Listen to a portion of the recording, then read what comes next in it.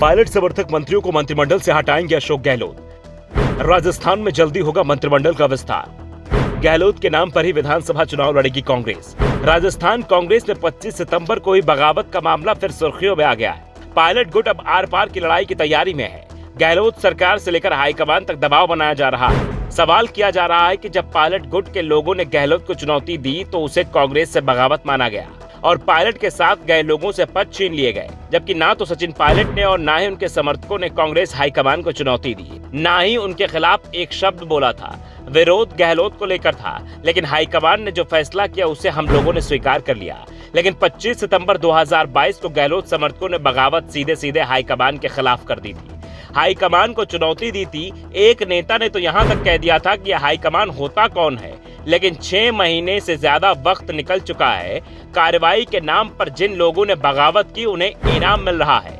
अभी भी वो अपने पद पर बने हुए हैं, जबकि विधानसभा अध्यक्ष ने भी हाईकोर्ट को बता दिया है कि विधायकों पर दबाव बनाया गया था और जिन लोगों ने बगावत कराई, विधायकों पर दबाव बनाया, उनके नाम हाईकमान के पास हैं। सवाल उठ रहा है कि कार्रवाई कब होगी। अब तो चुनाव में 6 महीने ही बचा हुआ है। हम लोग जनता के बीच जाएंगे, जनता सवाल करेगी कि आपके यहाँ जो लोग बगावत करते हैं उनके साथ क्या कार्रवाई होती है, तो क्या जवाब देंगे।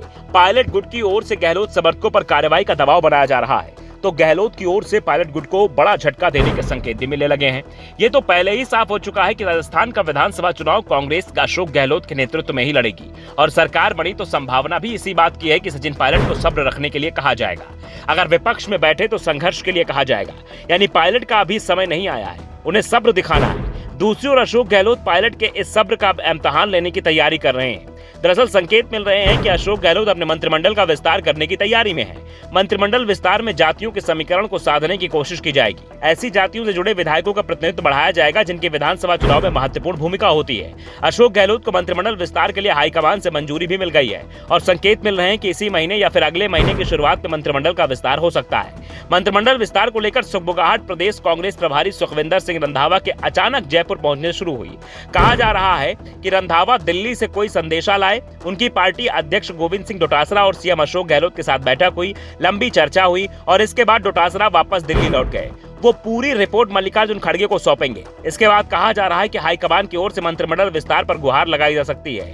इस बीच सचिन पायलट की ओर से विधायक दल की बैठक बुलाए जाने से जो मांग की गई उस पर चर्चा की गई। दरअसल कांग्रेस की ओर से एक बयान जारी किया गया था जिसमें अशोक गहलोत को 2023 से 2018 तक राज्य की कमान सौंपने की बात कही गई थी। वीडियो जारी होने के बाद किसी नेता का कोई बयान नहीं आया, लेकिन सचिन पायलट ने विधायक दल की बैठक बुलाने की मांग रख दी है। इसके बाद से ही चर्चा चल रही है कि राजस्थान में बड़ा बदलाव हो सकता है। अगर गहलोत को 2028 तक कमान सौंपने की तैयारी हो चुकी है तो फिर मंत्रिमंडल विस्तार भी उन्हें फ्री हैंड मिल सकता है और ऐसा होता है तो पायलट समर्थकों के लिए मुश्किलें आ सकती हैं। मंत्रिमंडल विस्तार के नाम पर पायलट समर्थकों को किनारे लगाया जा सकता है। पायलट समर्थक 1-2 मंत्रियों से इस्तीफे लिए जा सकते हैं। महत्वपूर्ण मंत्रालय भी उनसे लेकर कम महत्व के विभाग दिए जा सकते हैं। साफ है, आने वाला समय कांग्रेस खासतौर पर पायलट गुट के लिए बेहद मुश्किल भरा हो सकता है। Bureau report, the Navdarpan news.